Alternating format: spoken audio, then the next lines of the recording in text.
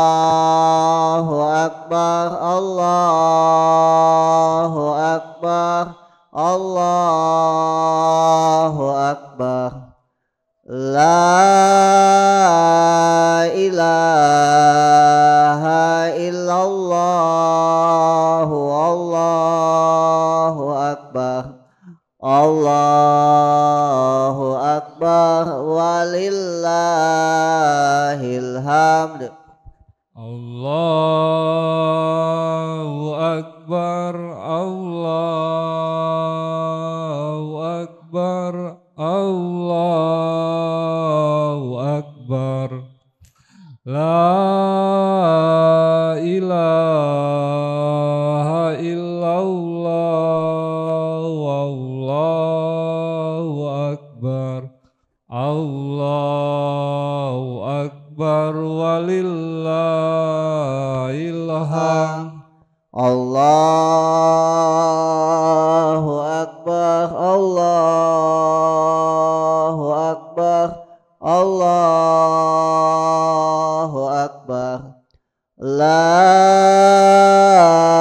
ilaha illallah, Allahu Akbar, Allahu Akbar, walillahil hamd. Allahu Akbar, Allahu Akbar, Allahu Akbar. La ilaha illallah, Allahu Akbar, Allahu Akbar, walillahil hamd. Allahu Akbar.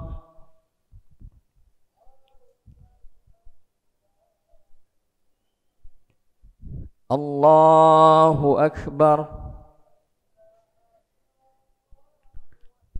Allahu Akbar. Allahu Akbar. Allahu Akbar. Allahu Akbar. Allahu Akbar. Allahu Akbar. Bismillahirrahmanirrahim. Alhamdulillahi Rabbil Alamin, Ar-Rahmanir Rahim, Maliki Yawmiddin, Iyyaka na'budu wa iyyaka nasta'in, Ihdinas siratal mustaqim, Siratal ladzina an'amta 'alaihim ghairil maghdubi 'alaihim waladdallin.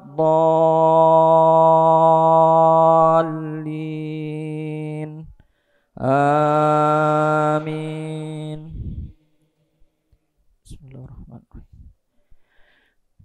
Bismillahirrahmanirrahim. Sabbihisma rabbikal a'la, alladzi khalaqa fasawwa, والذي قدر فهدى, والذي أخرج المرعى فجعله غثاء أحوى, سنقرئك فلا تنسى إلا ما شاء الله, إنه يعلم الجهر وما يخفى, ونيسرك لليسرى فذكر إن نفعت الذكرى, سيذكر من يخشى ويتجنبها الأشقى, الذي يصلى النار الكبرى, ثم لا يموت فيها ولا يحيا, قد أفلح من تزكى وذكر اسم ربه فصلى بل تؤثرون الحياة الدنيا والآخرة خير وأبقى إن هذا لفي الصحف الأولى صحف إبراهيم وموسى. الله أكبر.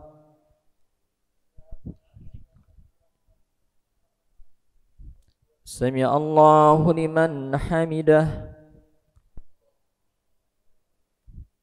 الله أكبر.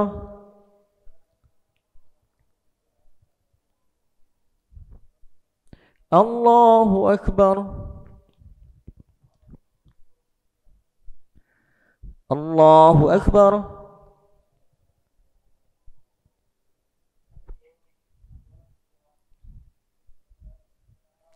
الله أكبر. الله أكبر. الله أكبر. الله أكبر. الله أكبر. الله أكبر. بسم الله الرحمن الرحيم. الحمد لله رب العالمين الرحمن الرحيم مالك يوم الدين إياك نعبد وإياك نستعين اهدنا الصراط المستقيم صراط الذين أنعمت عليهم غير المغضوب عليهم ولا الضالين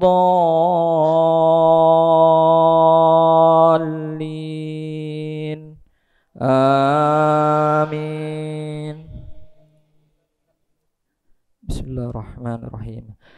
هل أتاك حديث الغاشية وجوه يومئذ خاشعة عاملة ناصبة تسلى نارا حامية تسقى من عين آنية ليس لهم طعام إلا من ضريع لا يسمن ولا يغني من جوع وجوه يومئذ ناعمة لسعيها راضية في جنة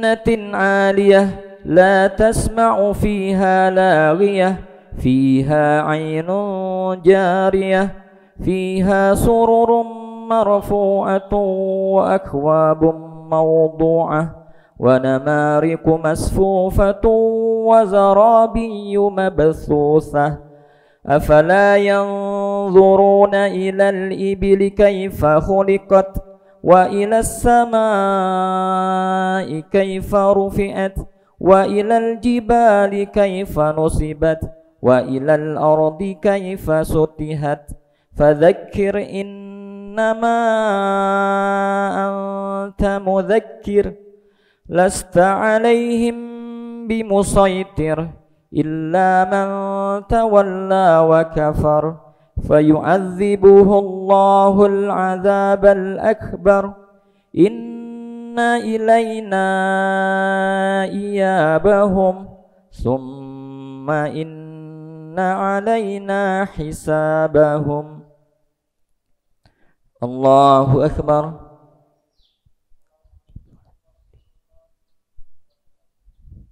سمع الله لمن حمده. الله أكبر.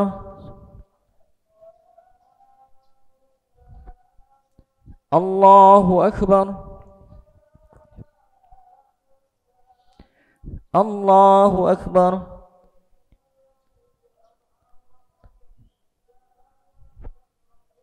الله أكبر.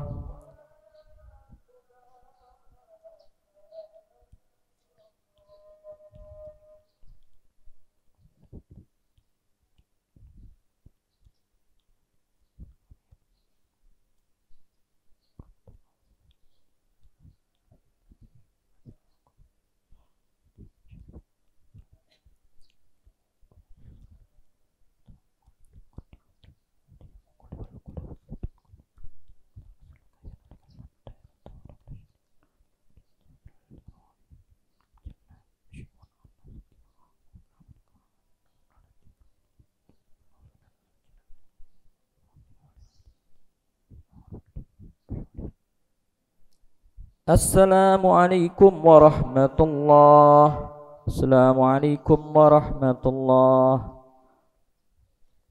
Ya ayyuhalladzina amanu taqullaha wa qulu qawlan sadida yuslih lakum a'malakum wa yaghfir lakum dzunubakum wa may yuti'illaha wa rasulahu faqad faza fawzan 'azima. Amma ba'd.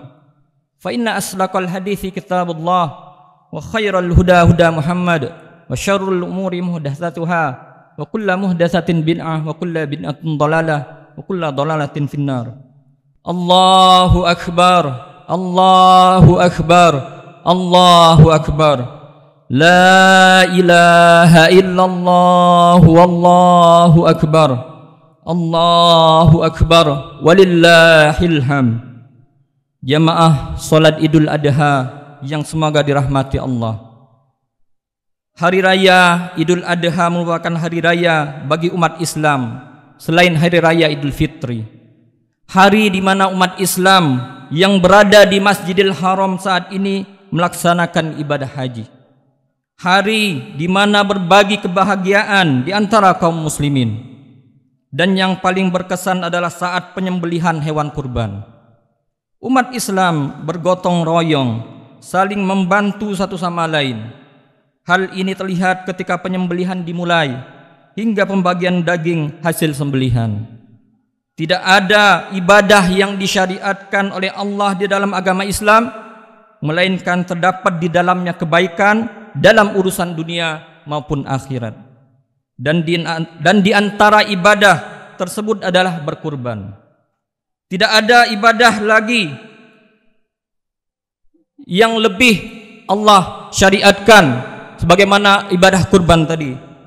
Di mana sejarah penyembelihan kurban itu sendiri berasal dari kisah Nabi Ibrahim SAW bersama putranya Nabi Ismail alaihissalam. Banyak keteladanan yang dapat kita ambil dari kisah tersebut. Allah Ta'ala berfirman, Inna Ibrahim kana ummatan qanitan lillah hanifan walam yakum minal musyrikin. Sesungguhnya Ibrahim adalah imam yang dapat dijadikan teladan, qanitan, patuh kepada Allah, dan hanif, dan dia bukanlah termasuk orang-orang yang musyrik yang menyekutukan Allah. Quran surat An-Nahl ayat 120. Adapun hikmah yang dapat diambil dari kita tersebut adalah yang pertama, sifat seorang mukmin adalah selalu tunduk, patuh, pasrah kepada keputusan Allah Subhanahu wa ta'ala. Perhatikanlah bagaimana Nabi Ibrahim ketika diuji oleh Allah untuk menyembelih anaknya Ismail. Padahal menurut sejarah Nabi Ibrahim menunggu kedatangan Ismail hampir selama 83 tahun. Tetapi setelah mendapatkan wahyu dari Allah untuk menyembelih anaknya, maka Nabi Ibrahim alaihissalam tanpa menyanggah, membantah, beliau patuh dan pasrah untuk melaksanakannya. Demikianlah sifat hamba Allah yang beriman. Allah Ta'ala berfirman yang artinya, maka beri dia kabar gembira. Maka kami beri dia kabar gembira dengan seorang yang anak yang amat sabar. Maka tatkala anak itu sampai pada umur yang sanggup berusaha bersama-sama Ibrahim, Ibrahim berkata, Hai anakku, sesungguhnya aku melihat dalam mimpi bahwa aku menyembelihmu. Maka fikirkanlah apa pendapatmu. Ia menjawab, Hai bapakku, kerjakanlah apa yang diperintahkan Allah kepadamu. Insya Allah kamu akan mendapatiku termasuk orang-orang yang sabar.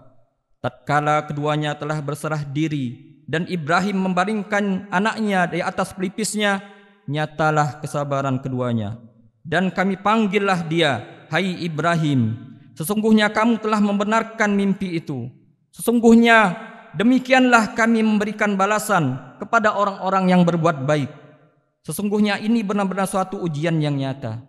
Dan kami tebus anak itu dengan seekor sembelihan yang besar. Kami abadikan untuk Ibrahim itu pujian yang baik di kalangan orang-orang yang datang kemudian, yaitu kesejahteraan dilimpahkan atas Ibrahim. Demikianlah kami memberi balasan kepada orang-orang yang berbuat baik. Sesungguhnya ia termasuk hamba-hamba kami yang beriman.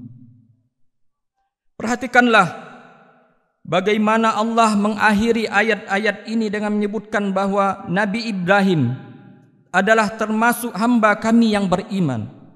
Hal ini menunjukkan sifat yang paling hakiki dari seorang beriman untuk tunduk, patuh, dan pasrah, terutama tatkala mendapatkan ujian dan musibah dari Allah Subhanahu wa taala. Keduanya tunduk pada ketentuan Allah. Ibrahim patuh melaksanakan perintah Allah untuk menyembelih anaknya Ismail, sedangkan Ismail taat kepada perintah Allah dengan bersabar sekaligus patuh pada perintah orang tuanya. Allahu Akbar, Allahu Akbar, Allahu Akbar kabira. Jamaah Idul Adha yang semoga dimuliakan oleh Allah. Kemudian hikmah yang kedua adalah Allah akan memberikan jalan keluar untuk setiap muslim yang sabar menghadapi ujiannya. Kita lihat bagaimana Nabi Ibrahim ketika benar-benar mempercayai wahyu Allah dan perintahnya, padahal itu sangat berat bagi dirinya, yaitu berupa perintah untuk menyembelih anak yang sudah lama ditunggu-tunggu kedatangannya. Tetapi beliau sabar dan yakin atas janji Allah. Maka perhatikanlah apa yang terjadi. Allah memberikan jalan keluar yang tidak disangka-sangka. Allah berfirman dalam surat As-Saffat ayat 103 sampai 107 yang artinya, tatkala keduanya telah berserah diri dan Ibrahim membaringkan anaknya di atas pelipisnya, nyatalah kesabaran keduanya. Dan kami panggillah dia, hai Ibrahim, sesungguhnya kamu telah membenarkan mimpi itu. Sesungguhnya demikianlah kami memberikan balasan kepada orang-orang yang berbuat baik. Sesungguhnya ini benar-benar suatu ujian yang nyata. Dan kami tebus anak itu dengan seekor sembelihan yang besar. Imam Ibnu Katsir rahimahullah menjelaskan bagaimana mereka berdua sabar dan menerima atas ujian sekaligus perintah Allah tersebut. Dan dengan kesabaran tersebut akhirnya mereka berdua mendapatkan jalan keluar yang Allah berikan. Adapun konsekuensi ketaatan mereka berdua kepada Allah, maka Nabi Ismail alaihissalam Allah ganti dengan seekor domba jantan berwarna putih yang bertanduk dan gemuk yang indah dilihat. Oleh karenanya bersabarlah ketika mendapat ujian dan musibah, karena di baliknya terdapat jalan keluar dari permasalahan yang kita hadapi. Dan juga Allah tidak pernah memberikan ujian yang di luar batas kemampuan manusia, walau terlihat sekilas sangat berat ujian yang dihadapi hamba tersebut. La yukallifullahu nafsan illa wus'aha. Allah tidak akan membebani seseorang kecuali dengan kemampuannya. Apalagi Allah Ta'ala menjanjikan dua kemudahan untuk satu kesusahan. Allah Ta'ala berfirman, fa inna ma'al usri yusra, inna ma'al usri yusra. Karena sesungguhnya bersama kesulitan ada kemudahan. Sesungguhnya bersama kesulitan ada kemudahan. Seperti yang dikatakan oleh Umar radhiyallahu an kepada Abu Ubaidah dalam suratnya, bagaimanapun kesulitan yang didapati oleh seseorang, niscaya Allah menjadikan setelahnya jalan keluar. Dan sesungguhnya tidak akan pernah menang satu kesulitan menghadapi dua kemudahan. Tidak akan pernah menang satu kesulitan menghadapi dua kemudahan. Allahu Akbar, Allahu Akbar, Allahu Akbar kabira. Wahai kaum muslimin rahimanillah wa iyyakum. Jika saja Nabi Ibrahim tidak melakukan perintah Allah, maka dia termasuk golongan orang-orang yang bermaksiat. Namun Allah memberikan hidayahnya sehingga dia tidak bermaksiat dan tidak taat kepada perintah Allah dengan menyembelih Ismail, yang pada akhirnya Allah ganti Ismail dengan domba. Allahu Akbar, Allahu Akbar, Allahu Akbar kabira. Dalam perjalanan hidup manusia, kita memiliki musuh yang senantiasa mengganggu dan berusaha mengalihkan tujuan dalam mengarungi perjalanan ini. Musuh tersebut adalah setan, baik dari kalangan manusia maupun dari kalangan jin. Banyak ayat dalam Al-Quran yang menyuruh kita menjadikan setan sebagai musuh. Mereka menggoda manusia dari kanan, kiri, depan, belakang, sehingga manusia berbuat maksiat kepada Allah dan terlena dengan perbuatan maksiat tersebut. Adapun kemaksiatan terbesar adalah menyekutukan Allah. Seorang muslim harus menjauhkan diri dari perbuatan ini sejauh-jauhnya dengan cara mengetahui apa itu syirik dan hal-hal apa saja yang dikategorikan sebagai syirik. Apabila seseorang melakukan perbuatan syirik, maka terhapuslah semua amal kebaikannya. Allah Subhanahu wa taala berfirman, "Walaqad uhiya ilaika wa ilal ladzina min qablika la in asyrakta la yahbatanna 'amaluka wa la takunanna minal khasirin." Dan telah diwahyukan kepadamu Muhammad dan nabi-nabi sebelum kamu, jika kamu mempersekutukan Allah, pasti hapuslah amal perbuatanmu dan kamu pasti tergolong orang-orang yang merugi.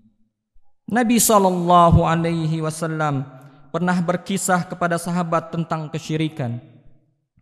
Dari Tariq bin Ziyad, beliau menceritakan bahwa Rasulullah SAW pernah bersabda, ada seorang laki-laki yang masuk surga gara-gara seekor lalat, dan ada pula laki-laki lain yang masuk neraka gara-gara seekor lalat. Maka mereka para sahabat bertanya, bagaimana hal itu bisa terjadi wahai Rasulullah? Beliau menjawab, ada dua orang lelaki yang melewati suatu kaum yang memiliki berhala. Tidak ada seorang pun yang diperbolehkan melewati daerah tersebut, melainkan dia harus berkorban atau memberikan sesaji sesuatu untuk berhala tersebut. Mereka pun berkata kepada salah seorang di antara dua lelaki tersebut, berkorbanlah. Maka ia pun menjawab, aku tidak punya apa-apa untuk dikorbankan. Mereka mengatakan, berkorbanlah walaupun hanya dengan seekor lalat. Maka ia pun berkorban dengan seekor lalat, sehingga mereka pun memperbolehkan dia untuk lewat dan meneruskan perjalanannya. Karena sebab itulah ia masuk ke dalam neraka. Mereka juga memerintahkan kepada orang yang satunya, berkorbanlah. Ia menjawab, tidak pantas bagiku berkorban untuk sesuatu selain Allah Azza wa Jalla. Akhirnya mereka pun memenggal lehernya. Karena itulah ia masuk surga. Sama halnya ketika seseorang memberikan sesaji kepada tempat-tempat keramat, kuburan, baik itu berupa makanan ataupun berkurban pada tempat tersebut, maka ini juga termasuk dosa syirik, dosa terbesar yang tidak akan diampuni oleh Allah, bahkan menyebabkan kekalnya di neraka. Berkaitan dengan ibadah kurban saat ini, ada kalanya seseorang ketika berkurban ingin namanya disebut, mengharapkan pujian dari manusia bahwa dia termasuk orang yang dermawan dengan berkurban, mengharapkan pujian dari manusia disebut dengan riya, dan ini termasuk syirik kecil. Adapun bagi sahibul kurban, hendaknya menghadirkan niat di hatinya bahwa ibadah kurban yang ia lakukan adalah perwujudan dari ibadah kepada Allah Subhanahu wa taala, menjauhkan diri dari bisikan-bisikan ingin dipuji sebagai dermawan atau sebagai orang yang mampu karena membeli hewan kurban yang termahal lalu dikenal. Na'udzubillah. Rasulullah sallallahu alaihi wasallam bersabda menjelaskan kedudukan orang yang suka minta dipuji oleh orang lain dalam beramal. Qala Allah Ta'ala, ana aghna asy-syuraka 'ani syirk. Man 'amila 'amalan asyraka fihi ma iya ghairi taraktuhu wa syirkahu. Allah Ta'ala berfirman, aku tidak butuh terhadap orang-orang musyrik atas kesyirikan yang mereka lakukan. Barang siapa yang menyekutukan aku dengan sesuatu yang lain, akan kutinggalkan ia bersama kesyirikannya. Hadis riwayat Muslim. Allahu Akbar, Allahu Akbar, Allahu Akbar kabira. Kaum muslimin jemaah salat Idul Adha yang berbahagia, jangan sampai kita melakukan pembangkangan terhadap syariat Allah atau kemaksiatan terutama syirik. Allah mengambil nyawa kita. Bagi orang-orang yang tidak beriman, mungkin dunia saat ini adalah nyata dan akhirat hanyalah cerita. Namun ketika kematian mendatanginya, dunia tinggal cerita, sedangkan akhirat nyata di depan mereka. Bagi mereka yang tidak beriman, mereka disibukkan dan terlena dengan apa yang mereka kerjakan di dunia, berfoya-foya, bersenang-senang dengan melakukan kezaliman, berbagai macam kezaliman terhadap manusia ataupun terhadap Allah. Minum-minuman keras dan hal-hal lainnya. Mereka tidak menghiraukan akhirat untuk melakukan ibadah. Mereka seolah-olah mendapatkan kesenangan yang abadi ketika bisa melakukan berbagai macam perbuatan yang menentang Allah dan Rasul-Nya. Hanyalah kematian yang dapat memutus berbagai kelezatan yang dilakukannya di dunia selama ini. Sehingga ketika kematian mendatanginya, segala kenikmatan yang dia rasakan selama di dunia hanyalah tinggal cerita, dan kehidupan di akhirat yang selama di dunia dianggap sebagai cerita akan menjadi nyata baginya. Allah Ta'ala berfirman dalam surat Al-Mu'minun, Afahasibtum annama khalaqnakum abatha wa annakum ilaina la turja'un. Maka apakah kamu mengira bahwa sesungguhnya kami menciptakan kamu hanya untuk bersenang-senang saja, dan bahwa kamu tidak akan dikembalikan kepada kami? Allahu Akbar, Allahu Akbar, Allahu Akbar kabira. Jamaah salat Idul Adha yang berbahagia, ketika seseorang mati, maka dia beralih dari satu alam menuju alam lain, yaitu alam kubur. Alam kubur adalah tempat persinggahan pertama seseorang hamba sebelum akhirnya ia menuju akhirat. Alam kubur inilah yang membuat sahabat Nabi Utsman bin Affan menangis ketakutan. Apa yang ia takutkan? Apa yang membuatnya menangis? Dalam sebuah riwayat dari Imam Tirmizi dikatakan bahwasanya Utsman bin Affan pernah berdiri di samping kuburan. Dia menangis terisak sampai air matanya membasahi jenggotnya. Beliau bertanya, para sahabatnya bertanya, "Wahai Utsman, jika engkau diingatkan dengan surga neraka, engkau tidak menangis. Namun mengapa engkau menangis ketika diingatkan dengan kubur?" Beliau menjawab, "Aku mendengar Rasulullah sallallahu alaihi wasallam bersabda, kuburan itu adalah tempat persinggahan pertama bagi seorang hamba dari tempat persinggahannya sebelum akhirat. Barang siapa yang selamat darinya siksa dan fitnah kubur, maka yang berikutnya lebih ringan buatnya. Namun sebaliknya, barang siapa yang tidak selamat darinya, maka yang setelahnya lebih sulit dan susah baginya." Saudaraku, riwayat di atas dengan jelas menunjukkan bahwa keselamatan di alam kubur sebagai tanda bahwa hamba akan bahagia kelak di hari kiamat, dan juga sebaliknya bahwa kegagalan yang dialami hamba di alam kubur itu tanda bahwa ia akan merugi di akhirat. Selamat tidaknya seseorang di alam kubur berasal dari amal perbuatannya selama di dunia. Jika di dunia melakukan amalan ketaatan yang diperintahkan Allah, maka dia akan selamat. Namun sebaliknya, jika selama di dunia banyak mengerjakan dosa dan maksiat, maka dipastikan dia tidak akan selamat di alam kubur, sehingga dia akan mengetahui tempatnya di akhirat, yaitu neraka. Saudaraku, sudahkah kita persiapkan seperti yang beliau sallallahu alaihi wasallam perintahkan? Pernahkah kita merasa bahwa hati ini pernah keras membeku, tak mau menerima kebenaran? Saudaraku, sampai kapan kita pertahankan kerasnya hati ini? Kesombongan diri. Pernahkah engkau alami detik-detik kala semua orang tidur terlelap, terbuai mimpi, engkau sedang menyendiri, menyepi, bermunajat dengan Allah dengan air mata berlinang, menangisi kerasnya hati dan dosa yang selama ini dilakukan? Sudahkah engkau meminta kepadanya agar selalu dibimbing menuju jalan yang diridhai? Sudahkah engkau meminta kepadanya agar dijadikan anak saleh yang selalu berbakti, anak yang selalu mendoakan kedua orang tua kala mereka berdua telah tiada? Saudaraku, mari bawa diri ini untuk terus ingat peristiwa tadi. Bimbing dan bina jiwa ini agar senantiasa berada di atas hidayah ilahi. Arahkan jiwa ini agar senantiasa mendapatkan ridha ilahi.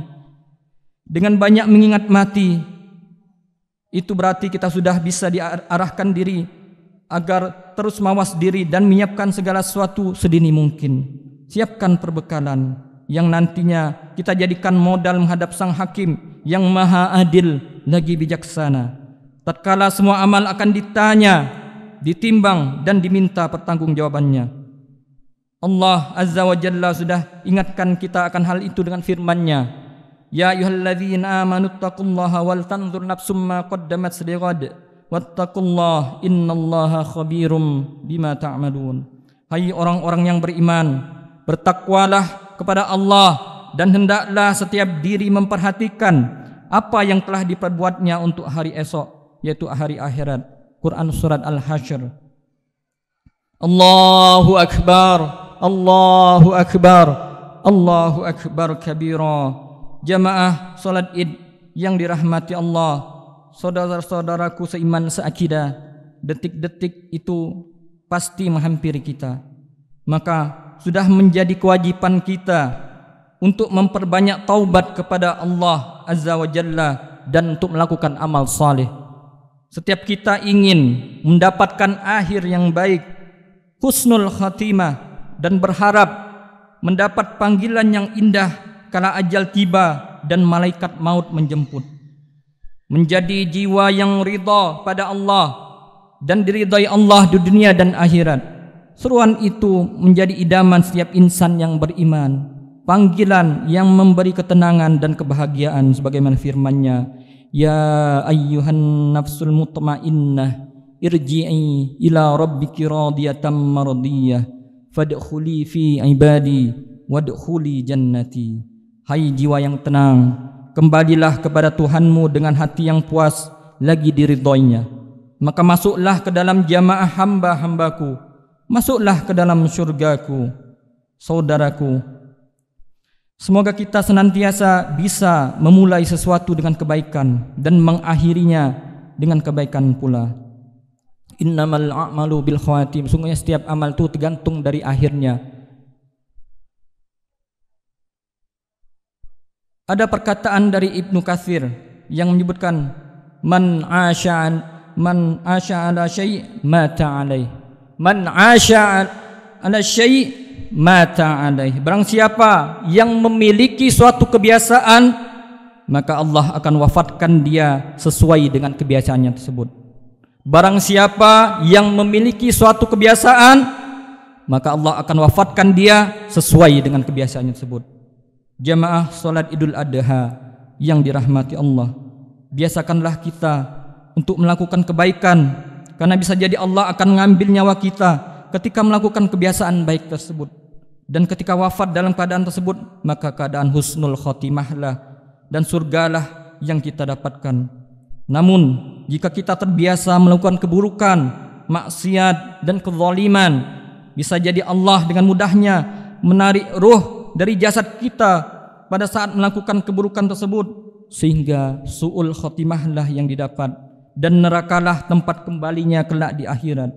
Saudaraku, semoga Allah senantiasa memberikan taufiknya kepada kita, memudahkan semua urusan kita, menjadikan kita hamba yang gemar bertaubat dan selalu ingat akan kematian, sang penghancur kelezatan dan kenikmatan. Akhirnya marilah kita berdoa memohon kepada Allah, semoga Allah mengabulkan doa kita. Innallaha wa malaikatahu yusholluna 'alan nabi ya ayyuhalladzina amanu shallu 'alaihi wa sallimu taslima. Allahumma shalli 'ala Muhammad wa 'ala ali Muhammad kama shallaita 'ala Ibrahim wa 'ala ali Ibrahim innaka Hamidum Majid. Allahumma barik 'ala Muhammad wa 'ala ali Muhammad kama barakta 'ala Ibrahim wa 'ala ali Ibrahim innaka Hamidum Majid. Allahumma ighfir lil muslimina wal muslimat wal mu'minina wal mu'minat al ahya'i minhum wal amwat innaka sami'un qaribun mujibud da'wat. Allahumma inna nas'aluka al huda wat tuqa wal afafa wal ghina. Allahumma ya muqallibal qulub tsabbit qulubana ala dinik. Ya musarrifal qulub sarrif qulubana ila ta'atik. Rabbana hab lana min azwajina wa dhurriyyatina qurrata a'yunin waj'alna lil muttaqina imama. Rabbana la tuzigh qulubana ba'da idh hadaitana wa hab lana min ladunka rahmatan innaka antal wahhab. Rabbana la tu'akhidna in nasina wa akhtana.